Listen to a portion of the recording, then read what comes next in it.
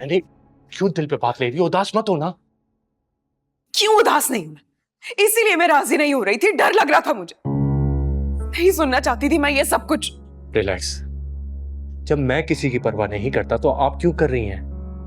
क्योंकि तुम एक मर्द हो और अपने घर में रहते हो, और मैं एक बेवा भी थी। एनी, वो माजी की बात है। और तुम्हें अब किस बात का डर है? तुम शादी कर चुकी हो, वो भी मुझसे, और ये घर तुम्हारा पहले भी था और अब भी है। ये मेरा घर नहीं है। मैं बहुत जल्द अपनी बेटी को लेके यहाँ से चली जाऊंगी मैं। क्या? कितनी आसानी से कहती है ना तुमने। एक दफा भी मेरा सोचा कि मेरा क्या होगा तुम्हारे बिना? हाँ तो अपना लेना ना मुझे छोड़कर सिद्रा को।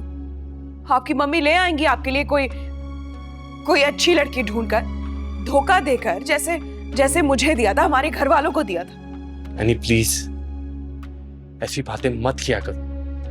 और मैंने तुम्हें कितनी दफा बताया है कि मुझे किसी की भी जरूरत नहीं है और ना ही मुझे किसी को अपनाना है। मुझे ये समझ में नहीं आ रहा कि अब होगा क्या। मुझे डर है कि शहरयार कहीं एमल को ना छोड़ दे। ऐसे कैसे छोड़ देंगे? कोई मजाक है क्या? मैं कहती थी तुम्हें कि बता दो इन सबको सच्चाई, लेकिन नहीं, तुमने मेरी बात नहीं सुनी। एनी, मुझे मौका ही कहां मिला कि मैं शहरयार से बात करूं। लेकिन तुम फिक्र नहीं करो, मैं उससे बात करूंगा, उससे बताऊंगा कि ऐसा कुछ भी नहीं था, ना ही कोई प्लानिंग थी। ये एक इत्तेफाक था और मैं गवाह हूं इस बात का। अच्छा, और तुम तो ऐसे कह रहे हो जैसे शहरयार तुम्हारी हर बात मान लेगा। वो पहले इतने गुस्से में, वो कभी नहीं सुनेंगे।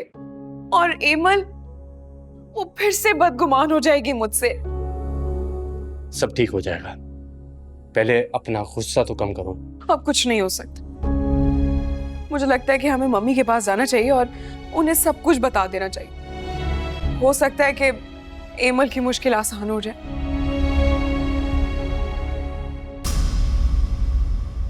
क्यों किया तुमने मेरे साथ ऐसा? मेरी कमजोरी का तमाशा बना के रख दिया है तुमने। क्या जरूरत थी ये खेल खेलने की? क्यों किया तुमने मेरे साथ ऐसा? एमल, मेरा यकीन करो, मैंने कुछ नहीं किया है। झूठ मत बोलो एनी। अभी एनी बिल्कुल ठीक कह रही है। डॉक्टर ने जो उन्हें बताया वही उन्होंने सबको बता दिया, बिना किसी तस्दीक के। बस ये गलती हुई है। रिपोर्ट तो मिल गई थी ना तुम्हें तो पता चल गया था ना। बता तो सकते थे ना तुम मुझे। तब तक बहुत देर हो चुकी थी और मम्मी का रवैया आपके साथ बहुत ज्यादा चेंज हो चुका था। शहरयार और आप बहुत ज्यादा खुश थे, इसीलिए मैं चुप रहा। देखिए, हम बैठ के बात करना चाहते थे ताकि कोई मसला ना हो। मसला तो अब हो चुका है। शहरयार समझ रहे कि मैं भी इस प्लानिंग में शामिल हूँ और अब वो मुझे छोड़ रहे हैं। अरे ऐसे कैसे छोड़ देगा?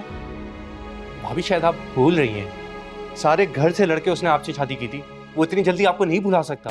और आप खुद सोचे ना, इतना सबक गुजरा है, वो आपको नहीं छोड़ सकता। शहरयार बेशक ये फैसला ना करे, लेकिन मैं कर चुकी हूं। इसकी खामी के बावजूद बर्दाश्त कर रही थी ना इसे मैं। फिर क्या जरूरत थी सब ड्रामा रचाने की? मम्मी, मेरा यकीन करें, मैंने ऐसा कुछ नहीं किया। इस साजिश में मैं शामिल नहीं थी, बल्कि इन दोनों ने मिलकर ये साजिश की है। अफान को बीच में मत लाओ, ये तुम दोनों बहनों की साजिश थी। ऐसा कुछ नहीं है मम्मी, ये एक गलत फहमी थी। गलत फहमियां जानबूझकर नहीं होती। बुलाओ शहरयार को, इसे दो बोल बोलकर निकाले अपनी जिंदगी से, आज, अभी और इसी वक्त। मम्मी, आप क्या बात कर रही हैं? प्लीज ऐसा मत करें, और अगर आपने ऐसा करने का सोचा भी ना तो मैं आपको ये करने नहीं दूंगा। मैंने तो इसे मौका दिया था अमन से और सुलूक से इस घर में रहने का, लेकिन इसने तो आयमा को एक दिन बर्दाश्त नहीं किया। तूफान तो सर पर आपने उठाया हुआ था। कौन सा मेरी शादी को इतने सालों गुजर गए थे, आपने जरा सब्र नहीं था, फौरन शहरयार की शादी कर दी आपने।